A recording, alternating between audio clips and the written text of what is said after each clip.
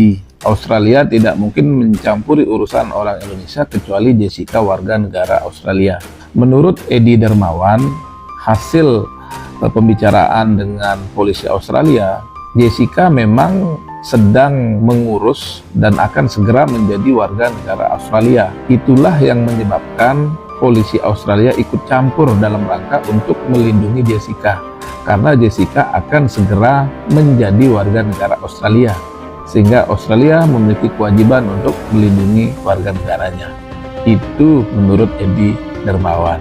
Bagaimana bisa percaya sama Edi? Australia tidak mungkin sedotan ada di gelas, itu sedotan di WC atau di mana tuh diisi cyanida srot begitu, pakai alat seperti ini. Feeling saya nih, ini karena di Australia banyak, dia kan dari sono. Ntar saya cari deh.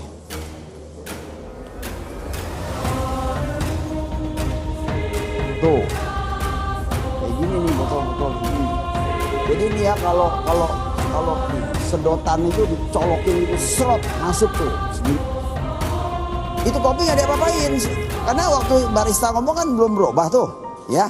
Nah, plak dia taruh. Nah, yang bagian bawah tentunya melebar dong keluar. Itu yang menjadikan kopi jadi kunyit.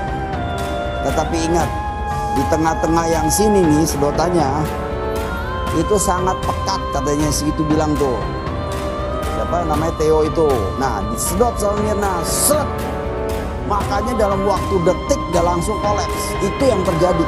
Itu benar tuh dia ngomong. Iya, pokoknya biar masyarakat tahu lah, intinya itu buktinya tuh merah begitu, cuman ngomong detik. Dia enak kuat sekali loh. Kuat. Kalau otopsi itu dilakukan di Keramat Jati. Saya sampai jam 3 pagi itu temenin polisi.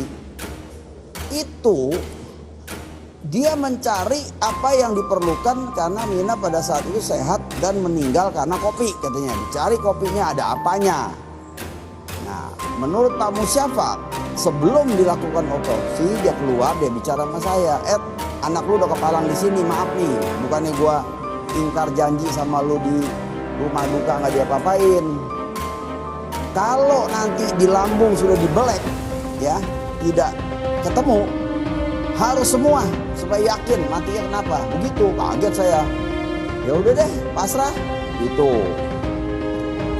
Ya alhamdulillah, Allah tuh maha besar. Ternyata setelah dibuka perutnya itu diambil lambung atau apanya, tangannya juga berdarah semua. Itu dokter bertiga itu, ada anak UI 6 apa. Itu diketemukan bahwa lambungnya itu korosi berat. Sampai kayak retak-retak kayak di padang pasir begitu. Pada sobek-sobek itu, berdarah.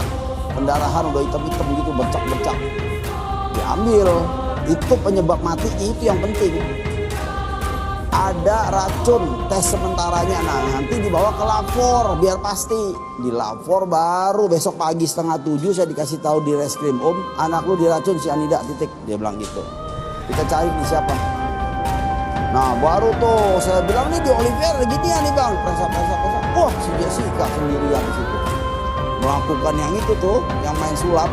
Wah itu. Nah nanti itu baru sesi pertama tuh, yang main sulap itu yang saya bilang kartu as. Orang-orang bilang, oh kartu asnya gak ada apa-apa. Nanti lihat apa yang terjadi pada saat Jessica duduk di depan pesakitan. Kita akan kasih sesi kedua. Berita hari ini, ahli hukum pidana ungkap dugaan malpraktek dalam putusan kasus Jessica Wongso. Kasus Jessica Wongso hingga hari ini masih menjadi perhatian publik. Update terbaru kasus ini adalah hakim sang pengurus hukuman Jessica Wongso dilaporkan oleh advokat pembela Jessica ke Badan Pengawas Mahkamah Agung. Alasan utama dilaporkannya Binsar Gultom karena diduga menyalahi kode etik seorang hakim. Karena memberitahu mengenai perkara Jessica Wongso yang telah diputus olehnya. Binsar Gultom diduga telah melanggar aturan MA dan KY pada pasal 7 ayat 3, huruf F dan huruf G Peraturan Mahkamah Agung Republik Indonesia dan Komisi Yudisial nomor 2BB-MA-09-09/2012 mengenai pembahasan terkait perkara yang telah diputusnya. Dr. Sofian, seorang ahli pidana, memberikan pandangannya mengenai pelaporan tersebut. Ia mengatakan bahwa ada kesan kekeliruan dari hakim yang mengadili kasus ini. Ia juga menjabarkan kekeliruan yang dilakukan Binsar hingga berakhir pelaporan. Pertama, mengenai pertimbangan hukum Binsar dalam menjatuhkan hukuman kepada Jessica yang tidak ada saksi serta hanya menggunakan keterangan ahli dan bukti CCTV untuk mempertimbangkan hukuman. Dr. Sofian mengatakan, sebenarnya dalam kasus pidana saksi mata sangatlah penting. Sedangkan bukti lain hanya tambahan untuk merayakan hakim. Namun dalam perkara Jessica Wongso ini tidak ada saksi dan hakim memutuskan hukuman selama 20 tahun ini. Menurut Sofian, hal tersebut merupakan keputusan yang tidak fair. Bayangkan, jika satu perkara diajukan ke pengadilan tidak ada saksi, lalu diutus dan dinyatakan terdakwa bersalah.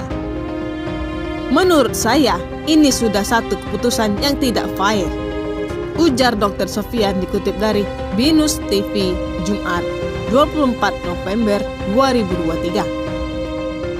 Ia juga menyebutkan dugaan hakim tidak sungguh-sungguh dalam menemukan kebenaran material dalam kasus Jessica Wongso ini. Ia menyatakan bahwa hakim dalam kasus ini menggunakan kehendak dan emosi dari hakim itu sendiri. Ada dugaan bahwa hakim tidak sungguh-sungguh dalam menemukan kebenaran material dalam kasus ini, tetapi yang ditemukan hakim adalah kehendak dari hakim itu sendiri, atau emosi, atau asumsi yang ada pada hakim itu sendiri dalam memutus perkara itu, Dr. Sofian. Ia mengatakan pelaporan Binsar Gultom bisa membongkar apakah para hakim kasus Jessica Wongso ini melakukan kode etik ataukah tidak. Ia juga mengatakan keinginan publik untuk membuka kembali kasus ini harus diperhatikan dan tidak didiamkan saja. Karena kasus ini sudah menjadi perhatian masyarakat dan masyarakat menduga adanya malpraktek dalam putusan pengadilan. Ini ada situasi kedaruratan yang dinilai masyarakat ada dugaan malpraktek dalam membuat putusan pengadilan, katanya. Ia menjelaskan adanya dugaan malpraktek dalam kasus ini. Adapun terobosan yang bisa dilakukan untuk menguji kekeliruan itu dengan aliran huruf progresif. Memang dari hukum pidana formil tidak memungkinkan untuk mengangkat kembali kasus yang telah ikrah. Sehingga harus ada terobosan yang disebut dengan aliran hukum progresif untuk menilai satu asas yang menyebutkan putusan hakim dianggap benar tapi ternyata ada dugaan malpraktek dalam membuat keputusan baik yang dilakukan pengadilan negeri, pengadilan tinggi, Mahkamah Agung, dan Majelis PKMA, ujar Dr. Sofian. Bagaimana menurut pendapat Anda? Dukung terus channel ini, share, like, komen, dan subscribe ya.